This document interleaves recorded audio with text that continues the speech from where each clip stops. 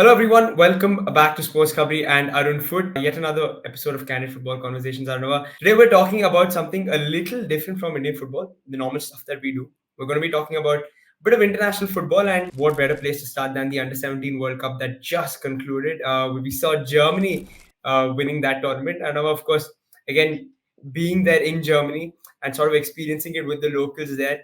How was the mood, and how the sort of German locals received this? Rahul, it's a big thing for German football, for German international football, because Germany has not been doing too well with their senior team, be it men's or women. Failures in the last couple of World Cups, at the Euros as well. And the under-17, for me personally, has an India connect, because I was there in 2017 when the tournament happened. I was able to watch India play, in some of their World Cup matches, which was a big thing to see India finally at the world stage.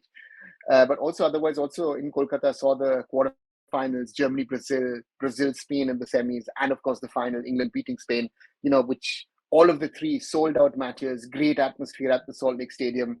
So those memories came back to me personally. But for Germany, I think it was very, very important because, as I said, the senior team on the men's and women's side have been struggling for a while, and questions have been raised. Where does German football stand? Is the youth development, is the youth system good? And there have been questions raised about, are good players coming up?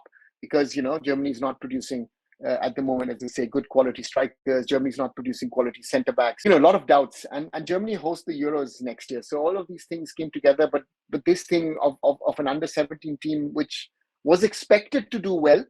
They were expected to at least get to the quarters, to the semis, because this is a very talented bunch. They won the Euros in the summer against France, who they also faced in the final again in the World Cup. So yes, a lot of expectations, and these boys fulfilled them. Yeah, let's just talk about that final. Anwar. Again, 2-0 up, and then you go 2-all. You've France come back, it's 2-all, and then of course win on penalties. The most dramatic fashion that, of course, we see in football. I mean, did you enjoy the football that sort of the German boys played, and are you expecting this to sort of translate into the national team? Of course, you mentioned that the German national side hasn't been performing that great off late. Does this sort of lift the mood of the public? I think one should not forget that there are a number of players who had to leave the tournament beforehand or in the tournament injured. The most talented of the lot, Asan Wadrago, who's been sort of, already playing for Schalke in the second division of German football in the Bundesliga 2, being targeted by Bayern, by Leipzig, by Dortmund, by Man City, by all the big clubs in Europe. He went out injured during the tournament. You had other boys who couldn't even play in the tournament, so that was a factor. But on the other side, this team has a number of players. Paris Brunner, for example, the player of the tournament at Borussia Dortmund, was suspended in October for disciplinary reasons, and then play such a World Cup, where there was a discussion before the tournament, should this player be released at all by Dortmund to play this tournament. This whole team, Bilal Yalcinkaya comes in, not a starter, comes in, becomes a starter. Then you have that final, that crazy final. But you have to go through the group stages. They win their matches. They win. Yalcinkaya won the match against the USA with the late 3-2.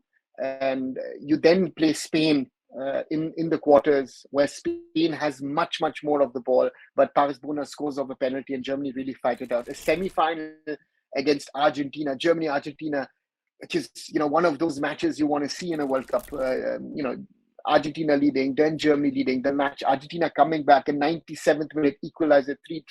You go into penalties, and you're not even playing your first goalkeeper. Max Schmidt, who's been playing throughout, does not play. Konstantin Haider comes in, saves penalties, gets Germany to the final. Germany play very, very good in that first half, where we're all over the French, lead 1-0, should have been leading 2-0, 2-3-0, score a second, concede a goal, less than 120 seconds later, 2-1.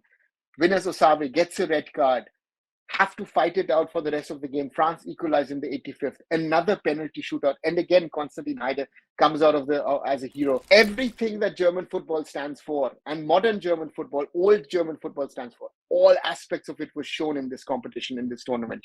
The fighting spirit, the grit, penalty shootouts, but also the quality of the players. And this is something which I have to say was really refreshing to see, and hopefully it'll also trickle up to the senior team, who have been struggling in the recent past. You've got Julian Nagelsmann now coming in as a coach. interesting, on the same day that Germany won the Under-17 World Cup was the draw of the 2024 Euros. Yeah.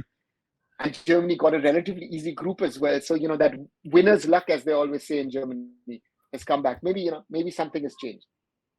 Yeah, I know. Like I mean, you took it on very nicely. Euros coming up next year. Your expectations from the German national team, senior men's national team? I hope that Julian Nagelsmann is able to sort out the issues, and those are mainly the defensive issues. If Germany's defense can be more solidified, in the attacking field, Germany have some of the most talented players. You're an Arsenal fan. You see Kai Havertz, what the potential of this boy has.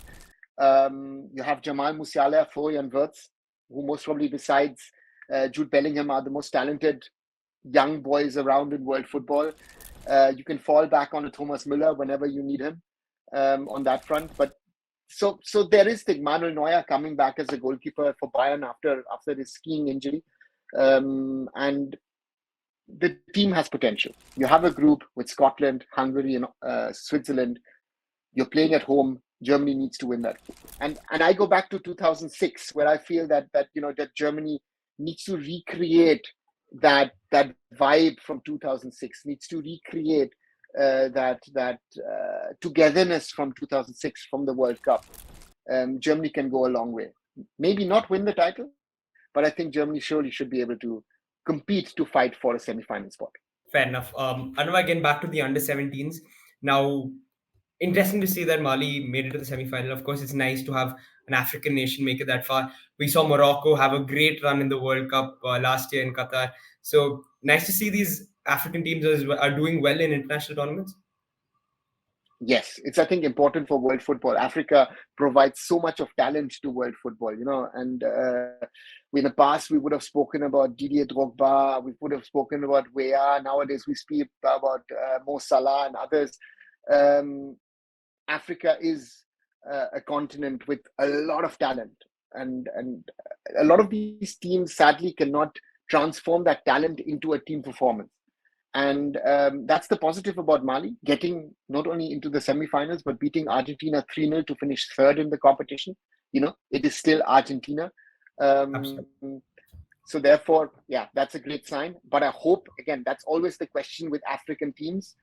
Hopefully that under-17 team was actually under-17 and not, too many overage players. Yeah, and another quick word on Uzbekistan, who made it to the quarterfinals, beat England along the way. Asian side doing well in a national tournament. We've seen Japan do extremely well in the World Cup. Is it? Are you filled with hope for Asian sides going ahead? I am rather worried when I hear the name Uzbekistan, because I'm thinking about the AFC Asian Cup and India has to play them, right?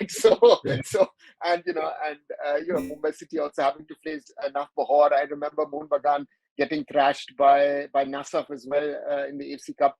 Uzbekistan have quality. I think Uzbekistan is one of the most underachieving sides in Asian football when it comes to World Cup qualification at a senior level. I do hope that they qualify for 2026. I think Uzbekistan deserves to be at a World Cup. And the under-17 showing what they've shown. Yes, they have the talent, they have the flair. So therefore, Uzbekistan is someone really to look forward to.